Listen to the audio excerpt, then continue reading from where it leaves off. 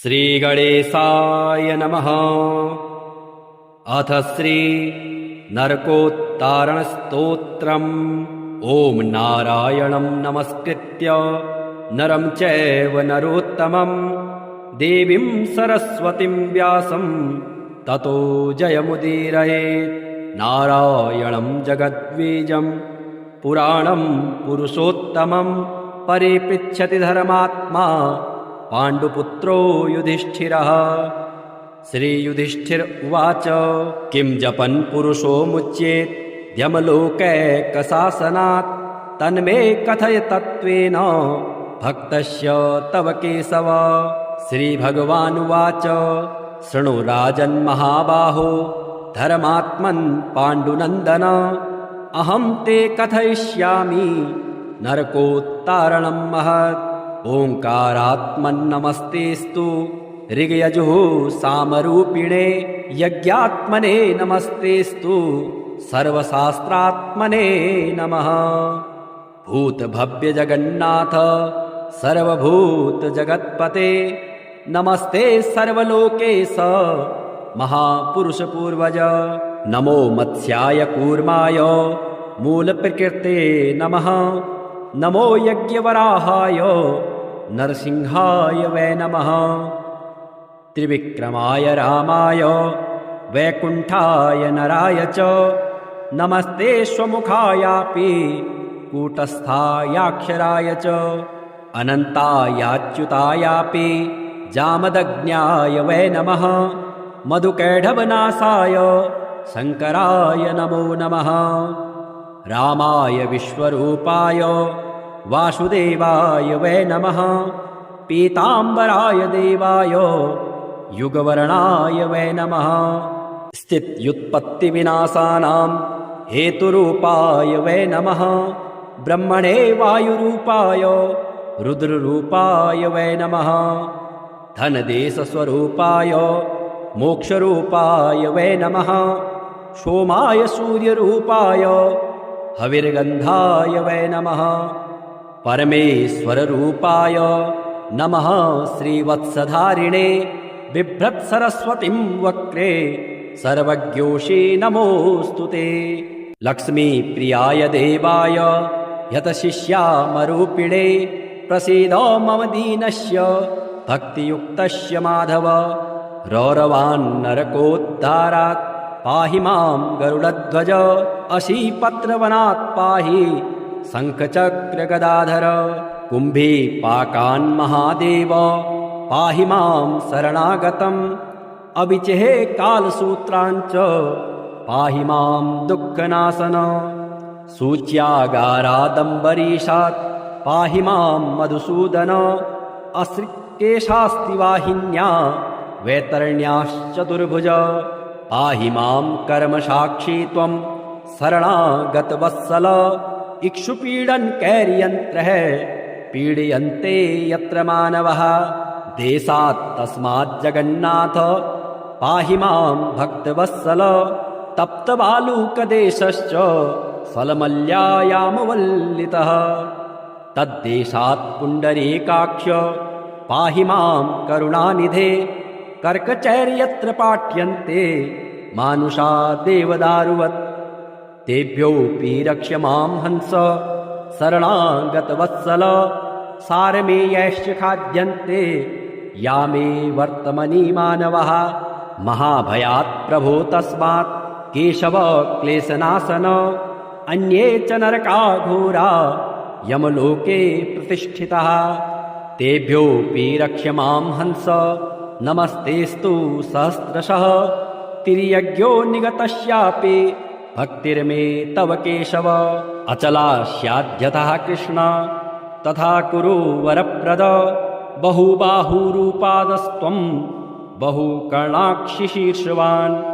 सर्वतो रक्ष मां हंस सर्वात्मन् सर्वतोमुख। नमस्ते देवदेवेश यथा पाश्यखिलं जगत्। स्थितौ तथा समस्तेभ्यो दोषेभ्यो मां समुद्धर। कृष्णाच्युत ऋषिकेश सर्वभूतेश केशव।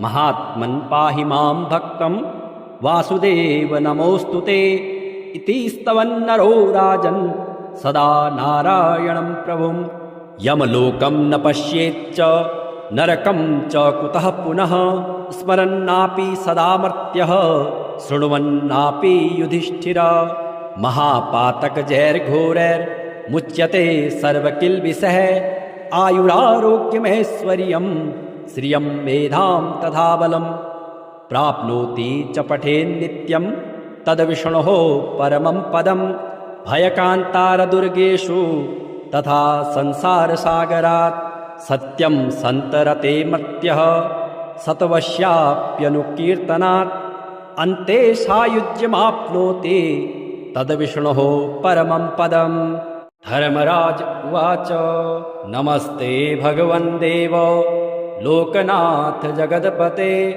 क्षीरोदवासिनं देवं शेषभोगानुसायिनं वरं वरेण्यं वरदं कर्तारं कृतं प्रभुं विश्वेश्वरमजं विष्णुं सर्वज्ञमपराजितं नीलोत्पलदलश्यामं पुण्डरीकनिभीक्षणं सर्वज्ञं निर्गुणं शान्तं जगद्दातारमव्ययं सर्वलोकविधातारं सर्वलोकसुखावहं पुराणं पुरुषं वेद्यं व्यक्ताव्यक्तं सनातनं परावराणां स्रष्टारं लोकनाथं जगद्गुरुं श्रीवत्सोरस्कसंयुक्तं वनमाला विभूषितं पीतवस्त्रं चतुर्बाहुं शङ्खचक्रगदाधरं हारकेयूरसंयुक्तं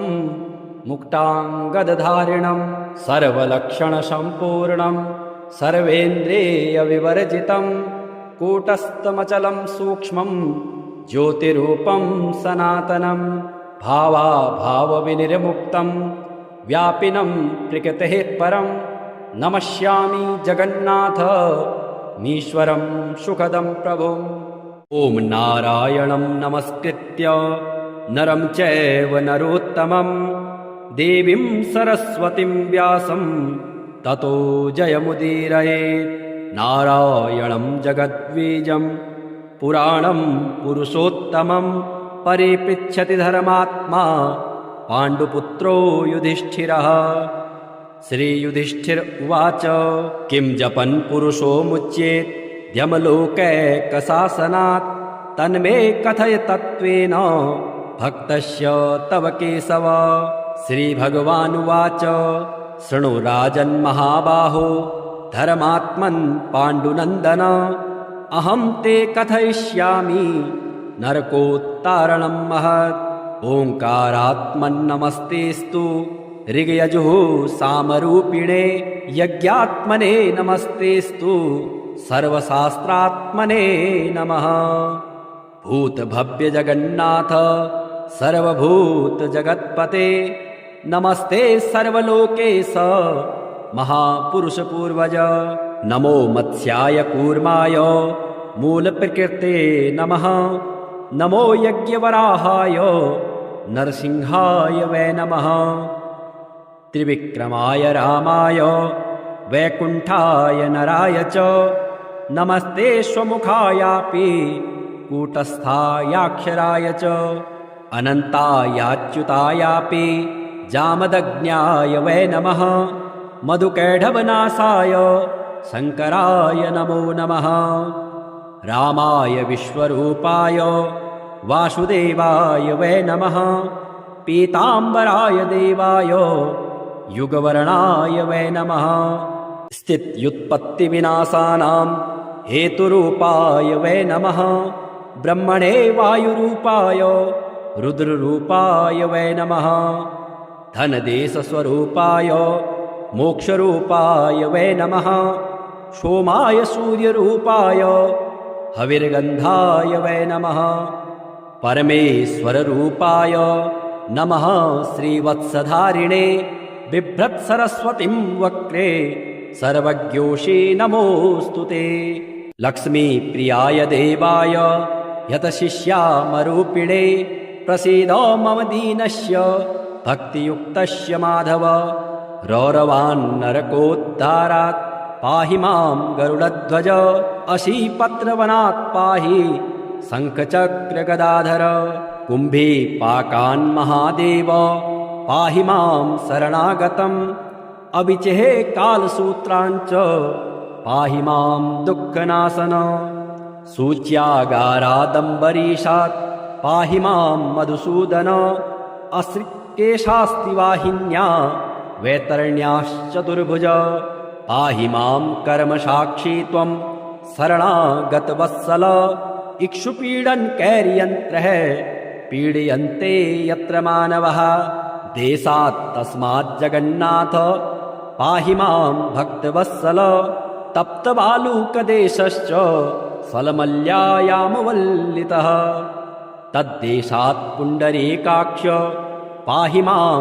करुणानिधे कर्कचैर्यत्र पाठ्यन्ते मानुषा देवदारुवत् तेभ्योऽपि रक्ष्य मां हंस शरणागतवत्सल सारमेयैश्च खाद्यन्ते या मे वर्तमनि मानवः महाभयात् प्रभो तस्मात् केशव क्लेशनाशन अन्ये च नरकाघोरा यमलोके प्रतिष्ठितः तेभ्योऽपि रक्ष्य मां हंस नमस्तेस्तु सहस्रशः तिर्यज्ञो निगतस्यापि भक्तिर्मे तव केशव अचला स्याद्यतः कृष्ण तथा कुरु वरप्रद बहुबाहुरूपादस्त्वं बहुकर्णाक्षिशीर्षवान् सर्वतो रक्ष्य मां हंस सर्वात्मन् सर्वतोमुख नमस्ते देवदेवेश यथा पाश्यखिलं जगत्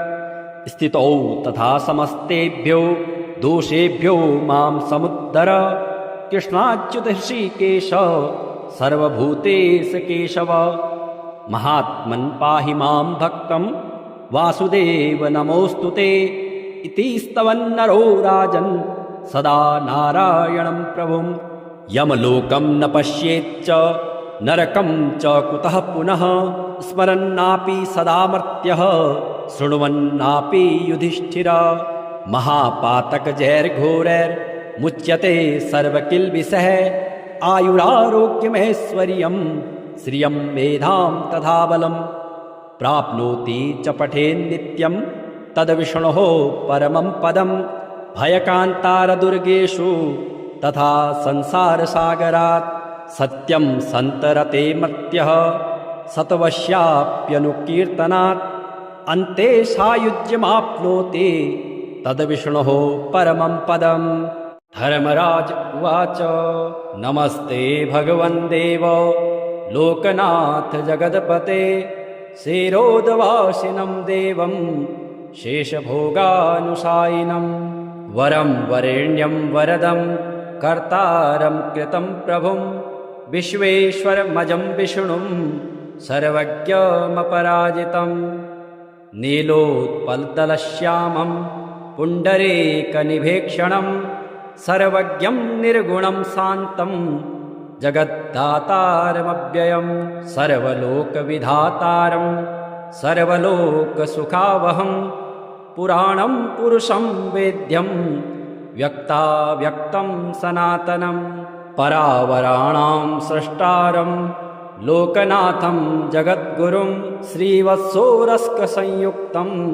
वनमाला विभूषितं पीतवस्त्रं चतुर्बाहुं शङ्खचक्रगदाधरं हारकेयूरसंयुक्तं मुक्ताङ्गदधारिणं सर्वलक्षणसम्पूर्णं सर्वेन्द्रियविवर्जितं कूटस्थमचलं सूक्ष्मं ज्योतिरूपं सनातनं भावाभावविनिर्मुक्तं व्यापिनं प्रकृतेः परं नमस्यामि जगन्नाथ मीश्वरं सुखदं प्रभुम् ॐ नारायणं नमस्कृत्य नरं चैव नरोत्तमं देवीं सरस्वतीं व्यासं ततो जयमुदीरयेत् नारायणं जगद्बीजं पुराणं पुरुषोत्तमं परिपृच्छति धर्मात्मा पाण्डुपुत्रो युधिष्ठिरः श्रीयुधिष्ठिर उवाच किं जपन् पुरुषो मुच्येत् द्यमलोकैकशासनात् तन्मे कथय तत्त्वेन भक्तस्य तव केशव। श्रीभगवानुवाच शृणु राजन् महाबाहो धर्मात्मन् पाण्डुनन्दन अहं ते कथयिष्यामि नरकोत्तारणं महत्। ओङ्कारात्मन्नमस्तेस्तु ऋग्यजुः सामरूपिणे यज्ञात्मने नमस्तेस्तु सर्वशास्त्रात्मने नमः। भूतभव्यजगन्नाथ सर्वभूतजगत्पते नमस्ते सर्वलोकेश महापुरुषपूर्वज। नमो मत्स्याय कूर्माय मूलप्रकृते नमः। नमो यज्ञवराहाय नरसिंहाय वै नमः। त्रिविक्रमाय रामाय वैकुण्ठाय नराय च नमस्ते स्वमुखायापि कूटस्थायाक्षराय च अनन्तायाच्युतायापि जामदग्न्याय वै नमः। मधुकैढवनाशाय शङ्कराय नमो नमः। रामाय विश्वरूपाय वासुदेवाय वै नमः। पीताम्बराय देवाय युगवर्णाय वै नमः। स्थित्युत्पत्तिविनाशानां हेतुरूपाय वै नमः। ब्रह्मणे वायुरूपाय रुद्ररूपाय वै नमः। धनदेशस्वरूपाय मोक्षरूपाय वै नमः। सोमाय सूर्यरूपाय हविर्गन्धाय वै नमः। परमेश्वररूपाय नमः। श्रीवत्सधारिणे बिभ्रत्सरस्वतीं वक्रे सर्वज्ञोषे नमोऽस्तुते। लक्ष्मीप्रियाय देवाय यतशिष्यामरूपिणे प्रसीद मम दीनस्य भक्तियुक्तस्य माधव। रौरवान्नरकोद्धारात् पाहि मां गरुडध्वज।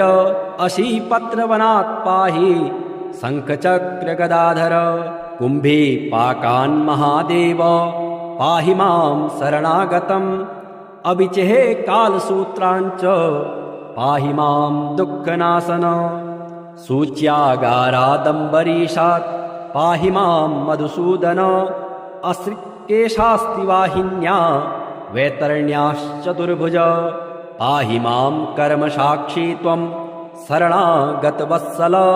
इक्षुपीडनकैर्यन्त्रः पीडयन्ते यत्र मानवः। देशात् तस्मात् जगन्नाथ पाहि मां भक्तवत्सल। तप्तबालूकदेशश्च स्वलमल्यायामवल्लितः। तद्देशात् पुण्डरीकाक्ष पाहि मां करुणानिधे। कर्कचैर्यत्र पाठ्यन्ते मानुषा देवदारुवत्। तेभ्योऽपि रक्ष मां हंस शरणागतवत्सल। सारमेयैश्च खाद्यन्ते यामे वर्तमनि मानवः। महाभयात् प्रभो तस्मात् केशव क्लेशनाशन। अन्ये च नरका घोरा यमलोके प्रतिष्ठितः। तेभ्योऽपि रक्ष मां हंस नमस्तेस्तु सहस्रशः। तिर्यज्ञो निगतस्यापि भक्तिर्मे तव केशव। अचला स्याद्यतः कृष्ण तथा कुरु वरप्रद। बहुबाहुरूपादस्त्वं बहुकर्णाक्षिशीर्षवान्। सर्वतो रक्ष मां हंस सर्वात्मन् सर्वतोमुख। नमस्ते देवदेवेश यथा पाश्यखिलं जगत्। स्थितौ तथा समस्तेभ्यो दोषेभ्यो मां समुद्धर। कृष्णाच्युत ऋषिकेश सर्वभूतेश केशव। महात्मन् पाहि मां भक्तं वासुदेव नमोऽस्तु ते। इति स्तवन्नरो राजन् सदा नारायणं प्रभुं। यमलोकं न पश्येच्च नरकं च कुतः पुनः। स्मरन्नापि सदा मर्त्यः शृण्वन्नापि युधिष्ठिर। महापातकजैर्घोरैर्मुच्यते सर्वकिल्बिषः। आयुरारोग्यमैश्वर्यं श्रियं मेधां तथा बलं। प्राप्नोति च पठेन्नित्यं तद्विष्णोः परमं पदम्। भयकान्तारदुर्गेषु तथा संसारसागरात् सत्यं सन्तरते मर्त्यः सतवश्याप्यनुकीर्तनात् अन्ते सायुज्यमाप्नोति तद्विष्णोः परमं पदम्। धर्मराज उवाच नमस्ते भगवन् देव लोकनाथ जगत्पते क्षीरोदवासिनं देवं शेषभोगानुशायिनं वरं वरेण्यं वरदं कर्तारं कृतं प्रभुं विश्वेश्वरमजं विष्णुं सर्वज्ञमपराजितं नीलोत्पलदलश्यामं पुण्डरीकनिभीक्षणं सर्वज्ञं निर्गुणं शान्तं जगद्दातारमव्ययं सर्वलोकविधातारं सर्वलोकसुखावहं पुराणं पुरुषं वेद्यं व्यक्ताव्यक्तं सनातनं परावराणां स्रष्टारं लोकनाथं जगद्गुरुं श्रीवत्सोरस्कसंयुक्तं वनमाला विभूषितं पीतवस्त्रं चतुर्बाहुं शङ्खचक्रगदाधरं हारकेयूरसंयुक्तं मुक्ताङ्गदधारिणं सर्वलक्षणसम्पूर्णं सर्वेन्द्रियविवर्जितं कूटस्थमचलं सूक्ष्मं ज्योतिरूपं सनातनं भावाभावविनिर्मुक्तं व्यापिनं प्रकृतेः परं नमस्यामि जगन्नाथ मीश्वरं सुखदं प्रभुम्। ॐ नारायणं नमस्कृत्य नरं चैव नरोत्तमं देवीं सरस्वतीं व्यासं ततो जयमुदीरयेत्। नारायणं जगद्बीजं पुराणं पुरुषोत्तमं परिपृच्छति धर्मात्मा पाण्डुपुत्रो युधिष्ठिरः। श्रीयुधिष्ठिर उवाच किं जपन् पुरुषो मुच्येत् द्यमलोकैकशासनात् तन्मे कथय तत्त्वेन भक्तस्य तव केशव। श्रीभगवानुवाच शृणु राजन् महाबाहो धर्मात्मन् पाण्डुनन्दन अहं ते कथयिष्यामि नरकोत्तारणं महत्। ओङ्कारात्मन्नमस्तेस्तु ऋग्यजुः सामरूपिणे यज्ञात्मने नमस्तेस्तु सर्वशास्त्रात्मने नमः। भूतभव्यजगन्नाथ सर्वभूतजगत्पते नमस्ते सर्वलोकेश महापुरुषपूर्वज। नमो मत्स्याय कूर्माय मूलप्रकृते नमः। नमो यज्ञवराहाय नरसिंहाय वै नमः। त्रिविक्रमाय रामाय वैकुण्ठाय नराय च नमस्ते स्वमुखायापि कूटस्थायाक्षराय च अनन्तायाच्युतायापि जामदग्न्याय वै नमः। मधुकैढवनाशाय शङ्कराय नमो नमः। रामाय विश्वरूपाय वासुदेवाय वै नमः। पीताम्बराय देवाय युगवर्णाय वै नमः। स्थित्युत्पत्तिविनाशानां हेतुरूपाय वै नमः। ब्रह्मणे वायुरूपाय रुद्ररूपाय वै नमः। धनदेशस्वरूपाय मोक्षरूपाय वै नमः। सोमाय सूर्यरूपाय हविर्गन्धाय वै नमः। परमेश्वररूपाय नमः। श्रीवत्सधारिणे बिभ्रत्सरस्वतीं वक्रे सर्वज्ञोषे नमोऽस्तु ते। लक्ष्मीप्रियाय देवाय यतशिष्यामरूपिणे प्रसीद मम दीनस्य भक्तियुक्तस्य माधव। रौरवान्नरकोद्धारात् पाहि मां गरुडध्वज। अशीपत्रवनात् पाहि शङ्खचक्रगदाधर। कुम्भीपाकान्महादेव पाहि मां शरणागतम्। अविचेः कालसूत्राञ्च पाहि मां दुःखनाशन।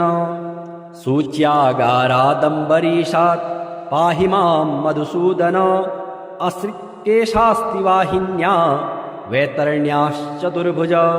पाहि मां कर्मसाक्षी त्वं शरणागतवत्सल इक्षुपीडन् कैर्यन्त्रः पीडयन्ते यत्र मानवः देशात् तस्मात् जगन्नाथ पाहि मां भक्तवत्सल तप्तबालूकदेशश्च सलमल्यायामवल्लितः तद्देशात् पुण्डरीकाक्ष पाहि मां करुणानिधे कर्कचैर्यत्र पाठ्यन्ते मानुषा देवदारुवत् तेभ्योऽपि रक्ष मां हंस शरणागतवत्सल सारमेयैश्च खाद्यन्ते यामे वर्तमनि मानवः महाभयात् प्रभो तस्मात् केशव क्लेशनाशन अन्ये च नरका घोरा यमलोके प्रतिष्ठितः तेभ्योऽपि रक्ष मां हंस नमस्तेस्तु सहस्रशः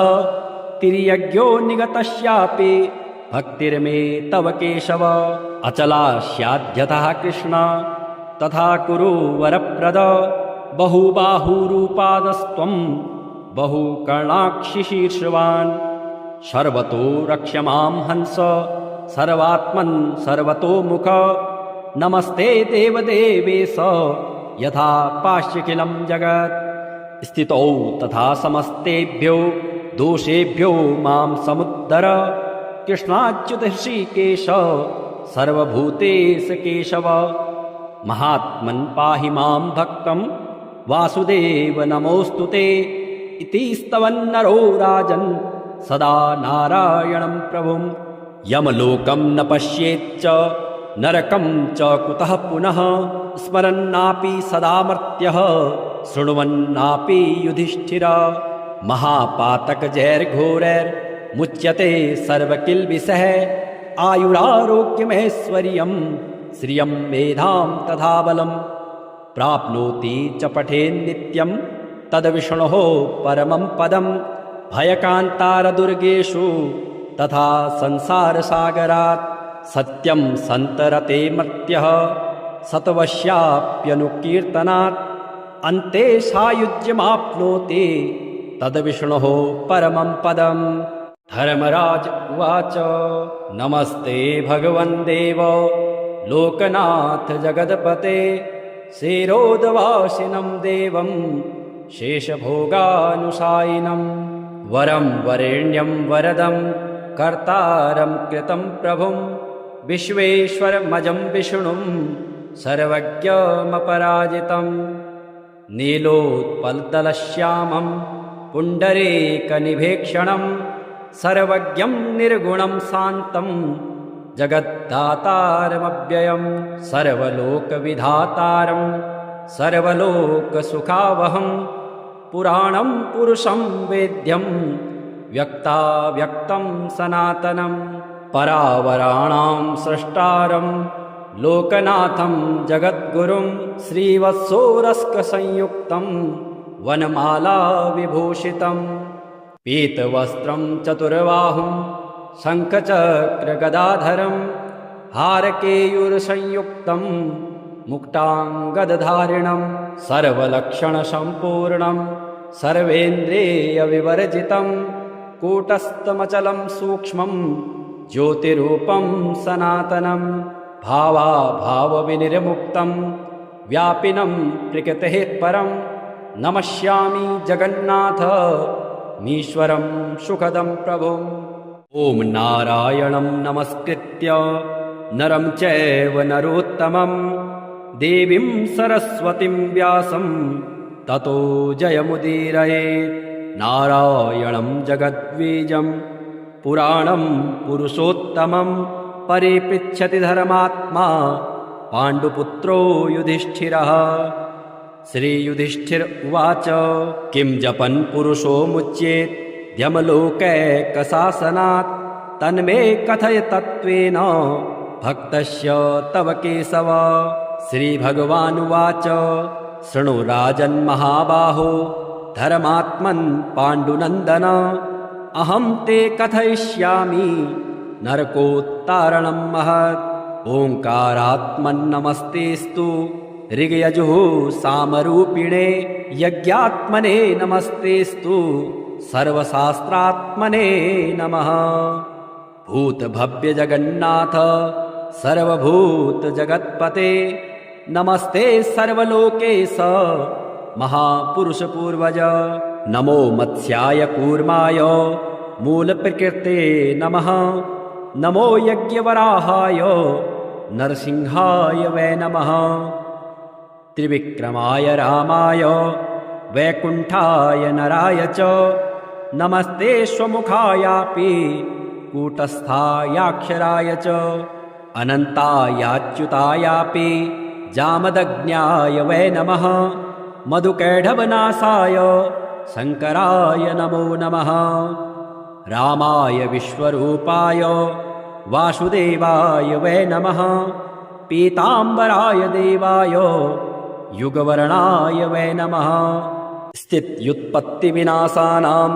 हेतुरूपाय वै नमः ब्रह्मणे वायुरूपाय रुद्ररूपाय वै नमः धनदेशस्वरूपाय मोक्षरूपाय वै नमः सोमाय सूर्यरूपाय हविर्गन्धाय वै नमः परमेश्वररूपाय नमः श्रीवत्सधारिणे बिभ्रत्सरस्वतीं वक्रे सर्वज्ञोषे नमोऽस्तु ते लक्ष्मीप्रियाय देवाय यतशिष्यामरूपिणे प्रसीद मम दीनस्य भक्तियुक्तस्य माधव रौरवान्नरकोद्धारात् पाहि मां गरुडध्वज अशीपत्रवनात् पाहि शङ्खचक्रगदाधर कुम्भीपाकान्महादेव पाहि मां शरणागतम् अविचेः कालसूत्राञ्च पाहि मां दुःखनाशन सूच्यागारादम्बरीशात् पाहि मां मधुसूदन अश्रिकेशास्ति वाहिन्या वैतरण्याश्चतुर्भुज पाहि मां कर्मसाक्षी त्वं शरणागतवत्सल इक्षुपीडनकैर्यन्त्रः पीडयन्ते यत्र मानवः देशात् तस्मात् जगन्नाथ पाहि मां भक्तवत्सल तप्तबालूकदेशश्च सलमल्यायामवल्लितः तद्देशात् पुण्डरीकाक्ष पाहि मां करुणानिधे कर्कचैर्यत्र पाठ्यन्ते मानुषा देवदारुवत् तेभ्योऽपि रक्ष मां हंस शरणागतवत्सल सारमेयैश्च खाद्यन्ते यामे वर्तमनि मानवः महाभयात् प्रभो तस्मात् केशव क्लेशनाशन अन्ये च नरका घोरा यमलोके प्रतिष्ठितः तेभ्योऽपि रक्ष मां हंस नमस्तेस्तु सहस्रशः तिर्यज्ञो निगतस्यापि भक्तिर्मे तव केशव अचला स्याद्यतः कृष्ण तथा कुरु वरप्रद बहुबाहुरूपादस्त्वं बहुकर्णाक्षिशीर्षवान् सर्वतो रक्ष मां हंस सर्वात्मन् सर्वतोमुख नमस्ते देवदेवेश यथा पाश्यखिलं जगत् स्थितौ तथा समस्तेभ्यो दोषेभ्यो मां समुद्धर कृष्णाच्युत ऋषिकेश सर्वभूतेश केशव महात्मन् पाहि मां भक्तं वासुदेव नमोऽस्तु ते इति स्तवन्नरो राजन् सदा नारायणं प्रभुं यमलोकं न पश्येच्च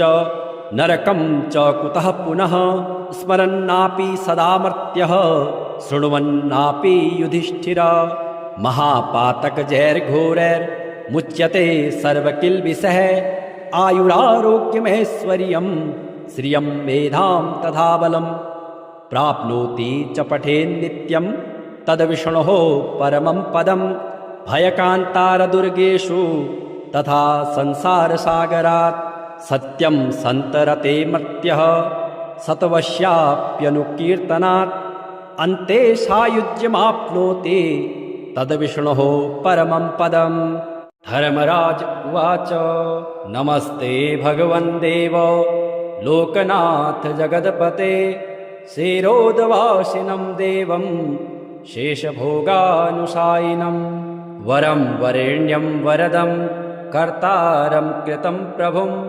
विश्वेश्वरमजं विष्णुं सर्वज्ञमपराजितं नीलोत्पलदलश्यामं पुण्डरीकनिभीक्षणं सर्वज्ञं निर्गुणं शान्तं जगद्दातारमव्ययं सर्वलोकविधातारं सर्वलोकसुखावहं पुराणं पुरुषं वेद्यं व्यक्ताव्यक्तं सनातनं परावराणां स्रष्टारं लोकनाथं जगद्गुरुं श्रीवत्सोरस्कसंयुक्तं वनमाला विभूषितं पीतवस्त्रं चतुर्बाहुं शङ्खचक्रगदाधरं हारकेयूरसंयुक्तं मुक्ताङ्गदधारिणं सर्वलक्षणसम्पूर्णं सर्वेन्द्रियविवर्जितं कूटस्थमचलं सूक्ष्मं ज्योतिरूपं सनातनं भावाभावविनिर्मुक्तं व्यापिनं प्रकृतेः परं नमस्यामि जगन्नाथ मीश्वरं सुखदं प्रभुम्।